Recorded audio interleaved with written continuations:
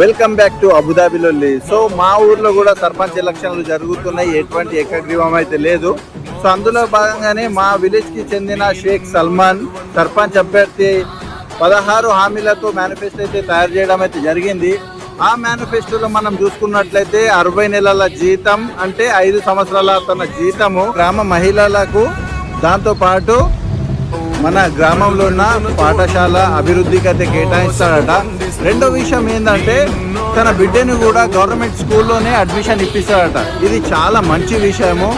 ఒక సర్పంచ్ కొడుకు కానీ బిడ్డ కానీ ఉన్న గవర్నమెంట్ స్కూల్లో చదువుతుర్రంటే అది చాలా మందికి ఆదర్శం. సో సర్పంచ్ అభ్యర్థి అయిన షేక్ సల్మాన్ మన గ్రామ ప్రజలందరి ఆశీస్సులు కావాలని కోరుతున్నాడు. సో అందరి ఆశీస్సులు ఉంటాయని నేను కూడా అనుకుంటున్నా.